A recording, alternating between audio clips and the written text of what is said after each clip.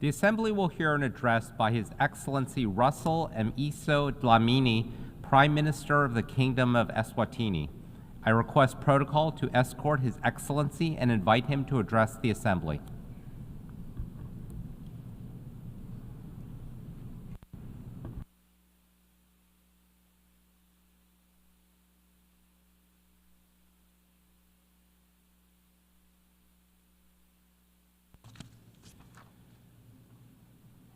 Your Excellency, Mr. Philemon Yang, President of the 79th session of the United Nations General Assembly, Your Majesties, distinguished heads of state and government, the United Nations Secretary General, honorable delegates, ladies and gentlemen. Mr. President, it is with profound gratitude and deep sense of responsibility that I stand before you today at this pivotal gathering of the 79th United Nations General Assembly. I bring you the warmest greetings from His Majesty King Mswati III, the Queen Mother, the government, and the people of the Kingdom of Eswatini. We are convened here not merely as representatives of our nations, but as stewards of a shared global community, united in our commitment to peace, security, and sustainable development. As we gather under the theme, Leaving No One Behind, acting together for the advancement of peace, sustainable development, and human dignity for present and future generations, we are reminded of our shared duty to create a world where every individual has the opportunity to thrive. Our obligation is to leave this planet in a better place for our posterity. The Kingdom of Eswatini joins this global assembly with unwavering dedication to the principles of peace, sustainable development, and human dignity. We recognize that the challenges we face today, marked by unprecedented crises, are deeply interconnected. It is only through collective action, innovation, and a firm commitment to multilateralism that we can forge a path towards a more just and equitable world.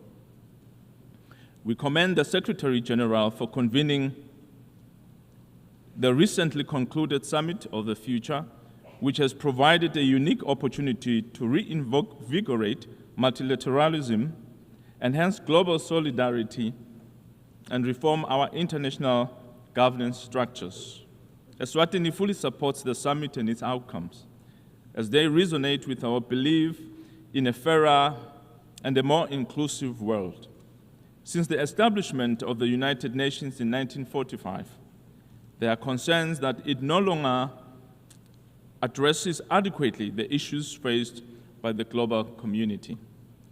There is a need to reconsider the operations of the multilateral institutions such as the IMF and the World Bank, and particularly the Security Council. The Kingdom of Eswatini stands by its efforts to call for reforms in the United Nations. In 2005, the Kingdom of Eswatini hosted the African Union meeting that resulted in the Eswatini Consensus, which articulated Africa's common position on the reform of the United Nations, including the call for greater African representation on the Security Council. While it has taken nearly 2 decades for this conversation to advance, Eswatini is proud of her early role in championing this cause. We urge the global community to implement these long-standing commitments and ensure that all regions and peoples have a voice in shaping our collective future. Mr. President, in Eswatini, we have embraced the spirit of Nkwe, which means run.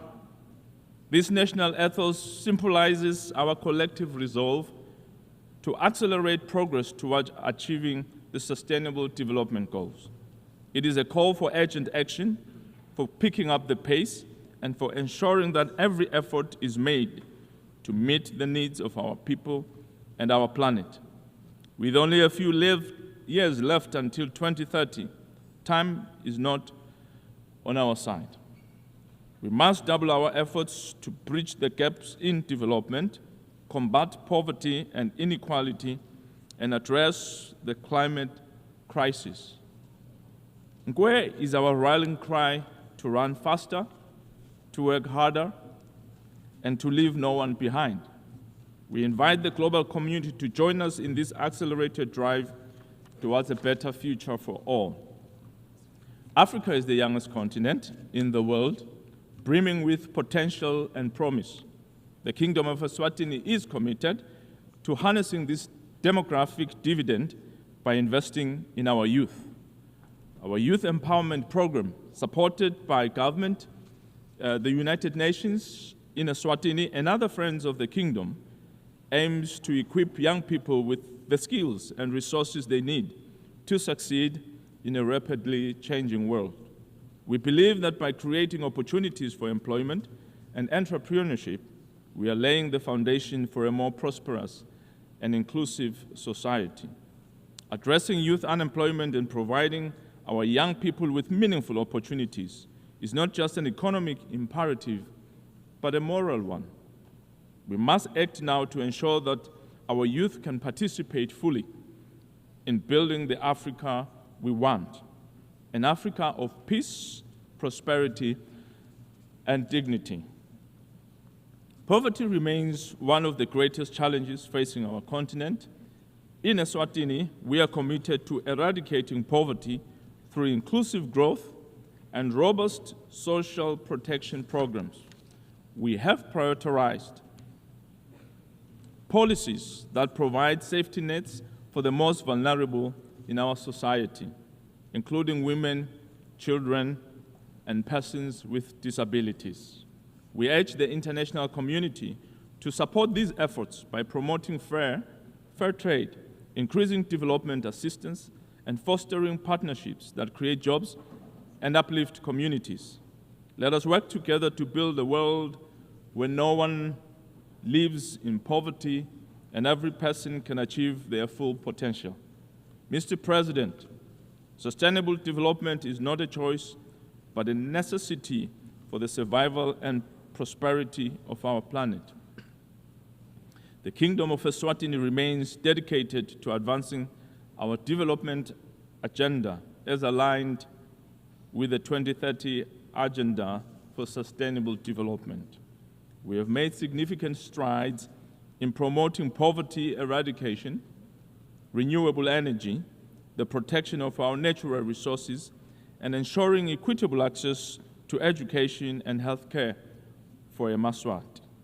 Our national development strategy aligns with global development goals focusing on economic diversification, poverty reduction, and human capital development. We've taken significant steps to promote renewable energy through investments in solar, wind, and hydropower projects, such as the Eswatini Electricity Company's initiative to increase the share of renewable energy in the national grid.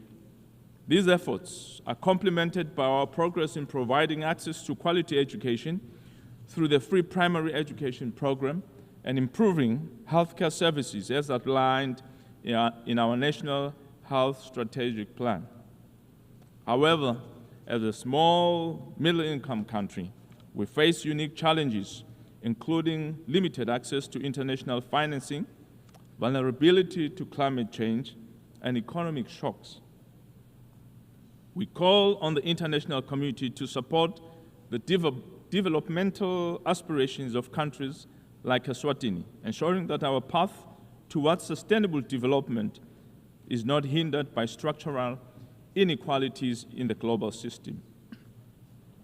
In response to these challenges, Eswatini has put forth a comprehensive SDG recovery and acceleration plan valued at about $1.6 billion, covering diverse areas including digital transformation, renewable energy, agriculture, industrial expansion, and social protection. This plan prioritizes implementation over the development of new frameworks, emphasizing sectors such as job creation, specifically under SDG 8, Target 8.5, which focuses on creating jobs across industries as a multiplier for achieving other SDGs.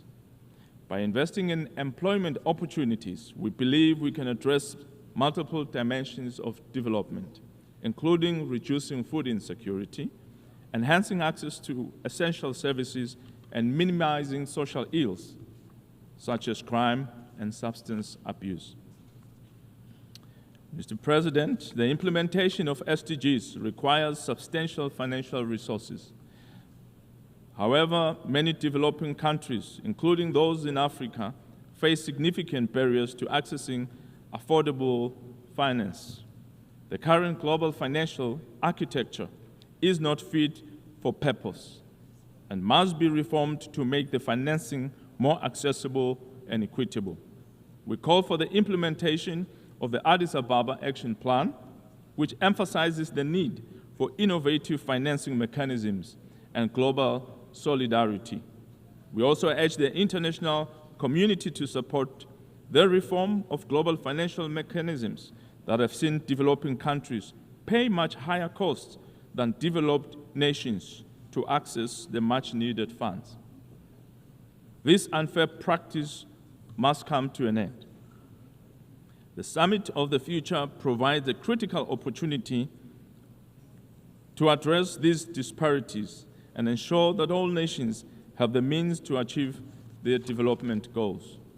Mr. President, peace is the foundation upon which sustainable development and human dignity rests. The Kingdom of Eswatini, guided by its long-standing tradition of peaceful coexistence, continues to advocate for dialogue and peaceful resolution of conflicts. We condemn all forms of violence and support efforts aimed at silencing the guns across the world, particularly in Africa. We call upon the international community to support the African Union's Agenda 2063 and the African Union Master Roadmap for silencing the guns. It is imperative that we are not to leave anyone behind.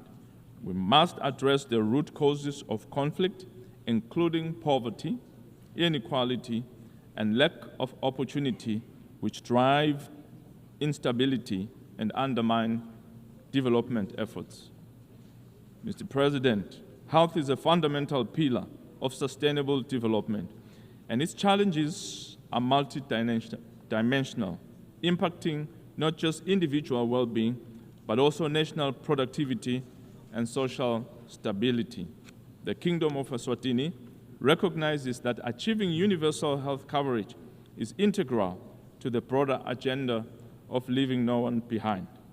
Despite our efforts to improve healthcare access through initiatives such as the National Health Strategic Plan and investment in health infrastructure, Eswatini, like many other countries, continues to grapple with significant health challenges. These include a high burden of communicable and non-communicable diseases, inadequate health financing, and the complexities of delivering equitable health care in rural and remote areas. Furthermore, the ongoing threat of pandemics such as COVID-19 and emerging health threats such as the mpox exacerbated by climate change underscore the need for adequate preparedness and resilient health system. We call upon the international community to support collaborative efforts in strengthening health systems, enhancing disease surveillance, improving access to essential medicines, and building capacity for rapid response to health emergencies. Only through such global solidarity and shared commitment can we ensure healthy lives and promote well-being for all ages as enshrined in SDG 3. Mr. President, climate change poses an existential threat to our future. In Eswatini, we have taken decisive steps to address this crisis. We have developed a comprehensive strategy to mitigate and adapt to the impacts of climate change. investing in renewable energy, sustainable agriculture, and disaster risk reduction. We are also proud to announce that Eswatini has recently adopted a ban on single-use plastics.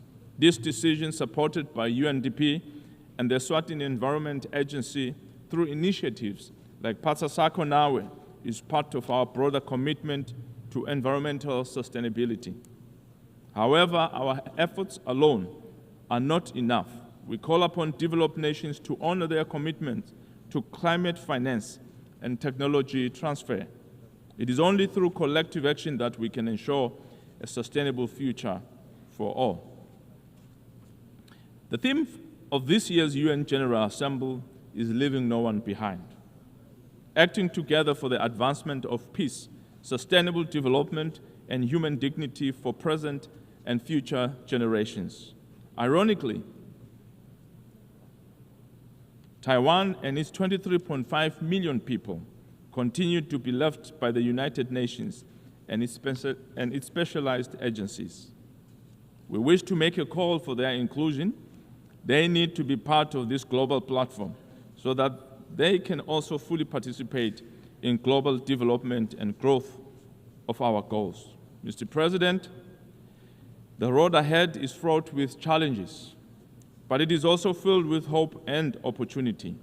Let us seize this moment to reaffirm our commitment to the ideals of the United Nations and to the vision of a world where peace, sustainable development, and human dignity are realities for all. The Kingdom of Eswatini stands ready to work with all nations in this noble endeavor.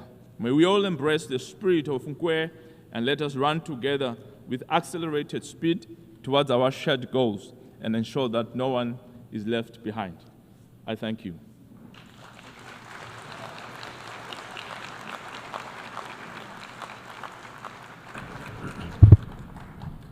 On behalf of the Assembly, I wish to thank the Prime Minister of the Kingdom of Eswatini. The Assembly will hear